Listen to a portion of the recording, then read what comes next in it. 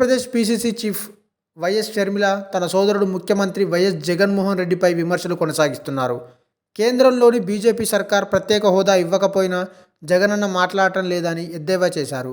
ప్రత్యేక హోదాపై ప్రతిపక్ష నేతగా ఉన్నప్పుడు జగన్ గట్టిగా మాట్లాడారన్నారు.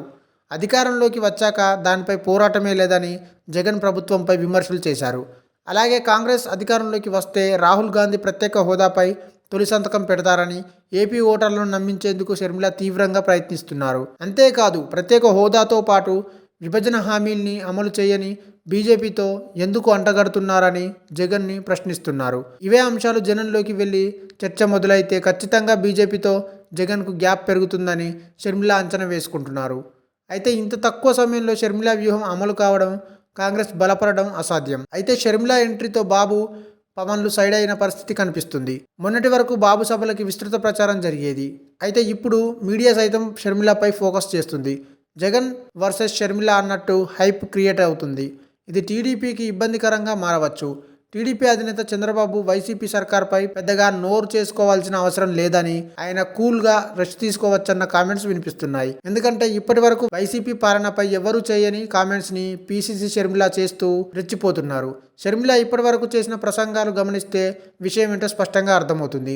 నిజానికి ఇప్పటి వరకు వైసీపీ పై టీడీపీ, బీజేపీ, జనసేనలు విరుచుకుపడుతున్నాయి. కానీ షర్మిల చేసిన వ్యాఖ్యలు, ప్రసంగాలు మాత్రం ప్రధాన పార్టీలను దాటి మరో రేంజ్లోకి వెళ్ళిపోయాయి. మద్యం నిషేధం చేస్తే తప్ప ఓట్లు అడగను అన్న వైసీపీ ఇప్పటి వరకు మద్య నిషేధం ఎందుకు చేయలేదంటూ షర్మిల అడిగిన ప్రశ్న టీడీపీ కూడా ఇప్పటి వరకు అడగలేదు. అంతేకాక కాంగ్రెస్ నేతగా వైఎస్ను చూడాలని జగన్ వైఎస్ కొడుకే కానీ వైఎస్ పాలనను అందించడంలో విఫలమయ్యారని షర్మిల వ్యాఖ్యానించారు.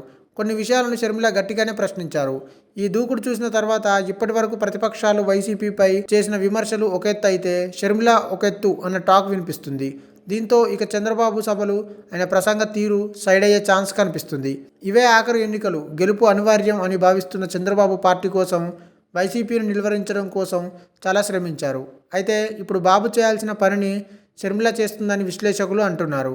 చంద్రబాబు ఊకదంపుడు ప్రసంగాలు పెద్దగా ప్రభావం చూపడం లేదని, వైసీపీని ఆయన సాధారణంగానే విమర్శిస్తున్నారని, వాటికి ప్రజల స్పందన లేదనే టాక్ ఉంది. ఇలాంటి సమయంలో షర్మిల కొత్తగా రావడం, అన్నపై ఆమె ఎలా ముందుకు వెళ్తారు అనే ఆసక్తి ఉండడం, ఆమె అన్నని విమర్శించడంతో YCP anti media attention Sharmila వైపు ఉంది. దీనితో బాబుకి ప్రచారం తగ్గింది. ఇక లోకేష్ కనిపించకపోవడం, పవన్ కూడా ప్రజల్లోకి రాకపోవడంతో జగన్ వర్సెస్ షర్మిల అన్నట్టు రాజకీయం సాగుతుంది. ఇదే సమయంలో కాంగ్రెస్కి ఆదరణ లేకపోవడం, ఈ పోరాటం జగన్కి కలిసి వచ్చే ఛాన్స్ కూడా ఉంది. ఇదే సమయంలో తెలంగాణలో పార్టీ పెట్టి చేతులెత్తేసి కాంగ్రెస్లో చేరి అన్నని విమర్శిస్తున్న షర్మిలకి కొన్ని ప్రశ్నలు వినిపిస్తున్నాయి. అంతేకాక ఇప్పుడు షర్మిల చంద్రన్న వదిలిన బాణంలా కనిపిస్తుందని వ్యాఖ్యలు వినిపిస్తున్నాయి. అలాంటి విమర్శలు వస్తాయనే టీడీపీ, వైసీపీ ప్రభుత్వాలు అంటూ షర్మిల మాట్లాడుతున్నా ఆమె అంతిమ టార్గెట్ జగన్ అనే తెలుస్తుంది. ఇక జగన్పై షర్మిల విమర్శలు చేయడం, దానికి జగన్ కూడా కౌంటర్ ఇవ్వడంతో ఇద్దరి మధ్య రసవత్తర రాజకీయాలు సాగుతున్నాయి. దీంతో ఎన్నికల ముందు వరుస సభలతో హోరెత్తిస్తున్న బాబు సైడ్ అవుతున్న పరిస్థితి కనిపిస్తుంది. ఈ వీడియో మీకు నచ్చినట్టయితే లైక్ చేయండి, షేర్ చేయండి, కమెంట్ చేయండి, సబ్స్క్రైబ్ చేయండి.